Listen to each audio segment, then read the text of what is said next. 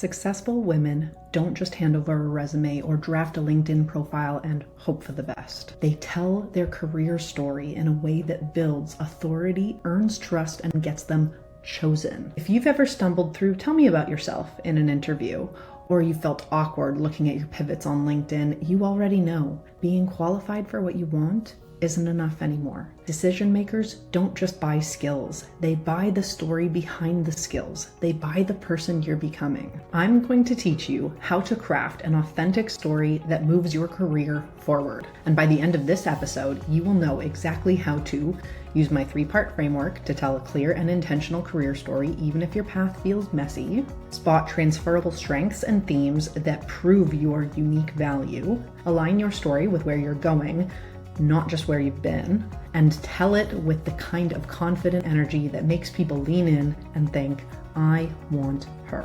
This is episode 2 of the Opportunity Magnet Method series, where I show motivated women like you how to land dream jobs, clients, and opportunities by becoming the obvious choice. When I look back, my own career has been anything but linear.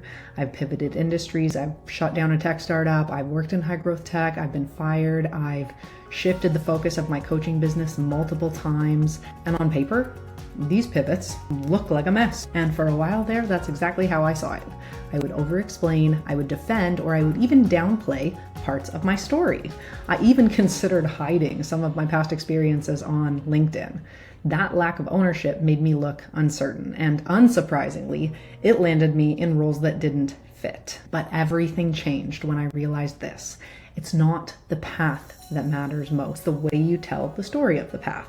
Once I was able to reframe my career story, explaining what motivated me to take each role, what I contributed, what I learned, and why I moved on, suddenly my so-called messy career looked like a track record of growth, adaptability, and resilience. It was proof of my willingness to take action.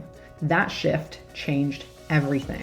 I stopped being just another applicant and started showing up as the obvious choice for the roles that were in alignment with what I wanted. From that point on, every career move brought me multiple 6-figure job offers to choose from. And that's the power of intentional storytelling. Now, if you're thinking, yes, I need help turning my career history into a story that positions me as the perfect fit, book a free clarity call with me. We will map out your who, what, and why that we discussed in the previous video, and then we will transform your path into a career story that gets you chosen based on where you're going. So here's how successful women tell a strategic career story. Step 1 is to use my 3-part career storytelling framework. So for each past role, I want you to be able to answer what motivated you to take that role. Was it the company mission? Was it the leadership team? Was it the opportunity to try something new? What drew you towards it? Maybe the Glassdoor reviews? You are allowed to come up with something more compelling than "it was my only option at the time." Of course, there are moments where it will feel that way, but the world of business thrives on presentation, forward momentum, and directing focus. I'm not asking you to lie. I'm asking you to think like an optimist. So ask yourself, what would the most optimistic version of me think about why I took that opportunity? Question 2 of my career storytelling framework is, what did you learn and contribute? So talk about the systems you worked with, the results you achieved, the skills you sharpened, who did you work with and learn from and collaborate with? And question 3, what motivated you to move on? Were you seeking a new challenge, a different leadership style, a change of pace? Instead of saying something like, "I left because my boss micromanaged everything," try saying, "My manager was heavily involved in everything I was creating, and we often saw things differently. So that environment helped me strengthen my resilience and my communication. It also made me intentional about seeking leadership that is very open-minded and values collaboration." Do you see the difference? One of these answers closes doors, and the other positions you as thoughtful and forward-looking. Step 2 to tell a strategic career story is to spot transferable strengths, patterns, and themes in your career. Okay, so now it's time to zoom out across your whole career, your different moves, your different roles, what keeps showing up. Maybe you consistently built trust with clients. Maybe you're the one who leads through uncertainty.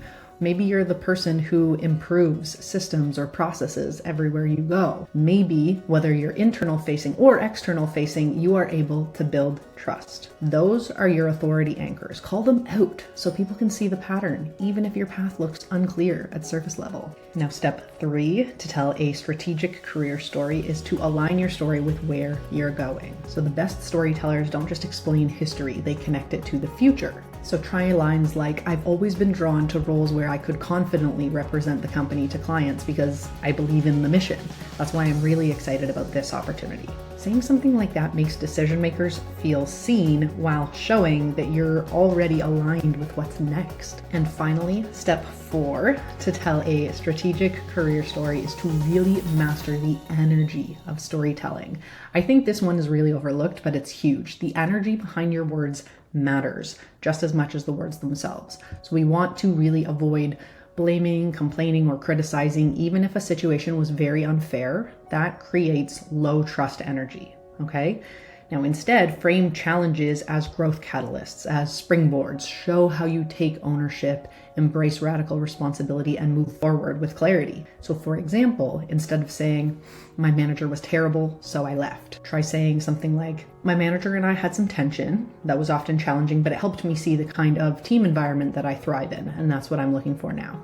That's more high vibe. It builds trust and positions you as someone that people want to invest in and spend time with. So to recap the steps to tell a strategic career story to get you chosen, use the 3-part framework for every role. So what motivated you to take the role? What did you learn and contribute? And why were you motivated to move on? Step 2, spot transferable themes in your career path. Step 3, align your story with where you are going. And step 4, master the energy of storytelling. When you do this, your career story stops being a list of jobs and it becomes a powerful narrative that positions you as the obvious choice. Here's what I want you to remember. Your story is unique to you. Your story is your brand. It is not about having a perfect path.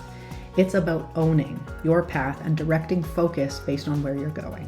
When you tell your career story this way, you don't just get noticed, you get chosen. Now, if you are ready to turn your career path into a story that makes you stand out and get chosen for what you're seeking next, book a free clarity call with me. I would love to supercharge your story. And don't forget to subscribe, because in episode 3 of the Opportunity Magnet Method series, we will go deeper into magnetic positioning. So you're not just another option in the market, you're the obvious choice. Thank you so much for watching. I will see you in episode 3.